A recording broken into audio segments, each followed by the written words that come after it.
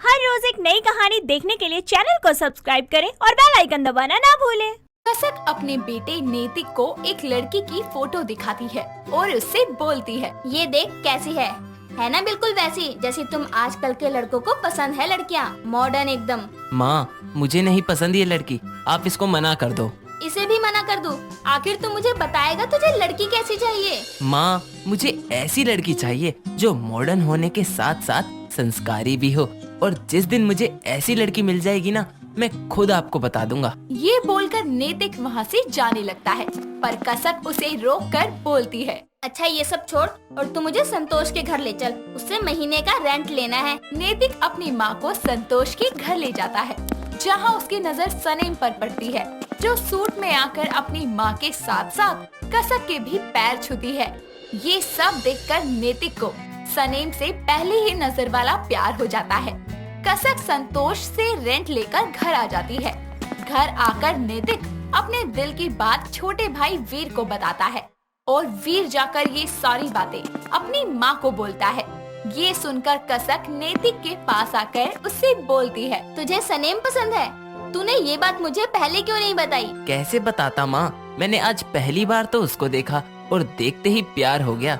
सनेम बिल्कुल वैसी है जैसी लड़की मुझे चाहिए। फिर तो मैं कल ही जाकर संतोष से बात करूंगी तुम दोनों के रिश्ते के लिए। अगले दिन कसक नैतिक का रिश्ता लेकर सनेम के घर जाती है। दोनों फैमिली की रजामंदी से उन दोनों की शादी हो जाती है। शादी के अगले दिन सनेम शॉर्ट ड्रेस पहनकर कसक को बोलती है, माँ कैसी हो? मैं बिल्कुल ठीक हूँ, तू बता तुझे यहाँ किसी चीज की कोई दिक्कत तो नहीं है?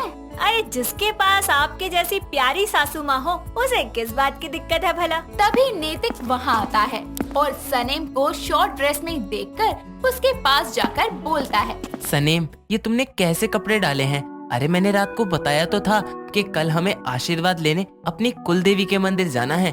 जाओ अब जाकर चेंज कर लो, जल्दी, हमें लेट हो रहा है। तो यार इस ड्रेस में क्या प्रॉब्लम है? मंदिर ही तो जाना है, ऐसे ही चलते हैं ना। अरे कोई बात नहीं, तुम ऐसे ही चले जाओ, वैसे भी तुम्हें लेट हो रहा है। चलो ना बेबी। नैतिक अपनी माँ के कहने पर सनेम को उन्हीं कपड़ों में मंदिर ले जाता है, जहाँ नैतिक उसको पूजा करने की बोलता है, पर सनेम उससे बोलती है, मुझे नहीं आती पूजा करनी, मैंने आज तक कभी पूजा नहीं की। एक काम करो, तुम कर लो, तुम जैसा जैसा कहोगे मैं वैसे वैसे कर लूंगी। ये बात सुनकर नैतिक को गुस्सा आ जाता है और वो पूजा करके सनेम को घर ले आता है। रात को सब डिनर कर रहे होते हैं और नैतिक खाते हुए बोलता है, वैसे सनेम, तुम खाना अच्छा बनाती हो। सॉरी बेबी, पर ये खाना मैंने नहीं बनाया। अरे मुझे तो पानी तक गर्म करना नहीं आता। अपनी माँ के हाथों के बने खाने का टेस्ट भूल गया? नैतिक खाने से उठकर अपने रूम में चला जाता है। उसका अपने लिए ऐसा बर्ताव देखकर सनेम उसके पास जाती है और उससे बोलती है, नैतिक क्या हुआ? जब से मैं यहाँ आई हूँ मैं देख रही हूँ कि तुम मुझसे दूर दूर रहते हो। क्या मैं तुम्हें पसंद नहीं हूँ? ऐसी बात नहीं है सनेम, तुम मुझे बहुत पसंद थी। तुम्हें देखते ही मुझे तुमसे प्यार हो गया था और मेरे कहने पर ही हम दोनों की शादी हुई है।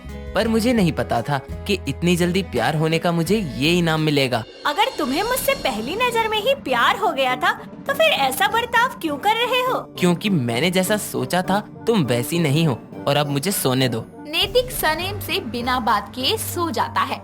ऐसे ही कुछ दिन बाद नैतिक के पास एक इनविटेशन आता है, जिसके लिए नैतिक तैयार होकर सनेम को आवाज लगाता है।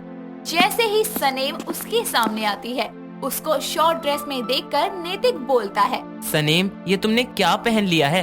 अरे हम जिस पार्टी में जा रहे हैं वहाँ बहुत से रिश्तेदार भी आ रहे हैं हमारे। कम से कम इस घर की इज्जत रखने के लिए आज तो सूट या साड़ी पहन लेती। भला इन कपड़ों में क्या बुराई है? और वैसे भी इंसान को वही पहनना चाहिए जिसमें वो कंफर्टेबल हो, और मैं इन कपड़ों में बहुत कंफर्टेबल फील करती हूँ। तो बस फिर तुम्हें उससे क्या फर्क पड़ता है? सनेम, पर मुझे तो फर्क पड़ता है, इसलिए मुझे तुम्हारे साथ कहीं नहीं जाना। ये बोलकर नैतिक अपने रूम से अपने भाई के पास चला जाता है, जहाँ वो उसके साथ ड्रिंक करके उससे बोलता है, यार वीर, मैंने अपने पैरों पर खुद कुल्हाड़ी मार ली इस लड़की से शादी करके। अच्छा होता जब मैंने इसको देखा था तभी कुछ दिन इससे बात कर लेता, तो मुझे आज ये सब झेलना ही नहीं पड़ता यार। भैया तभी तो बोलते हैं नेवर लव टू क्विकली। हाँ भाई, समझ आ गया जल्दी प्यार करने का नतीजा क्या होता है। अच्छा चल, अब मैं चलता हूँ। ये बोलकर वो रूम में सोने जाता है, पर सनेम को वहाँ देखकर अपना बिस्तर लेके बाहर आ जाता है। ये सब देखकर सनेम को बिल्कुल अच्छा नहीं लगता और अगले दिन रसोई में वो अपनी सास के पास उदास होकर जाती है और बोलती है, माँ आपको पता है नीतिक मुझसे ऐसे उखड़े उखड़े से क्यों रहते हैं? क्योंकि उन्हें मेरा ये पहनावा, ये रहन सहन बिल्कुल पसंद नहीं है। क्या मैं इतनी बुरी हूँ माँ? बहू तू बहुत अच्छी है, पर कई बार हमें अपने रिश्ते को बचाने के लिए खुद को थोड़ा सा बदलना पड़ता है। नैतिक को मॉडर्न पढ़ी लिखी लड़की के साथ एक ऐसी बीवी चाहिए थी जो संस्कारी हो, ऑफिस के साथ साथ घर को भी संभाले, वेस्टर्न कपड़े भी पहने और साथ में सूट साड़ियाँ भी पहने। अपनी सास की बात सुनकर सनेम नैतिक के पास जाती है और उससे बोलती है, देखो अगर तुम्हें सूट साड़ी पहनने वाली लड़कियाँ पसंद थी तो तुमने मुझसे शादी ही क्यों की? अरे गलती हो गई मुझसे, जो तुम्हें एक बार उस दिन सूट में देखकर तुमसे प्यार कर लिया। अरे तुम्हें सूट में देखा और अपने बड़ों का आशीर्वाद लेते देखा तो मुझे लगा तुम वैसी ही लड़की होगी जैसे मुझे चाहिए थी। मुझसे भी बहुत बड़ी गलती हो गई जो मैंने तुम्हें पढ़ा लिखा होशियार लड़का समझा था, लेकिन नहीं, तुम तो बहुत ही पिछड़ी सोच वाले इंसान निकले। अगर ऐसा ही है तो तुम अपनी गलती को सुधार सकती हो, आगे तुम्हारी मर्जी है। ये बोलकर नैतिक वहाँ से चला जाता है, पर कसक उन दोनों की सारी बात सुन लेती है और कसक सनेम के पास जाकर उसे अकेले में समझाती है। जिसके बाद रात को नैतिक घर आता है और सनेम को साड़ी में देखकर उससे बोलता है, तुम सनेम ही हो ना? पर आज ये साड़ी? क्यों, अच्छी लग रही हूँ ना मैं? अच्छा रुको, मैं तुम्हारे लिए प्रसाद लेकर आती हूँ, आज मैंने पूजा की है। सनेम का ये रूप देखकर नैतिक को विश्वास नहीं होता।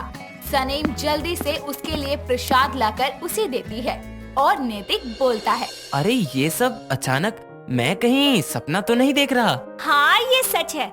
अगर तुम सबसे लड़कर मुझे वेस्टर्न कपड़े पहनने की इजाजत दे सकते हो, मेरी सास मुझे मेरी माँ से बढ़कर भी प्यार करती है, तो मैं आप लोगों की खुशी के लिए इतना भी नहीं कर सकती। सनेम तुम मजाक तो नहीं कर रही ना? अरे बिल्कुल भी नहीं। अब देखना, मैं बिल्कुल वैसी ही धर्मपत्नी बन जाऊंगी जैसी तुम चाहते हो। तभी वहाँ वीर आकर अपने भाई से बोलता है, क्यों भैया, आप तो नहीं बोलोगे ना नेवर लव टू क्विकली?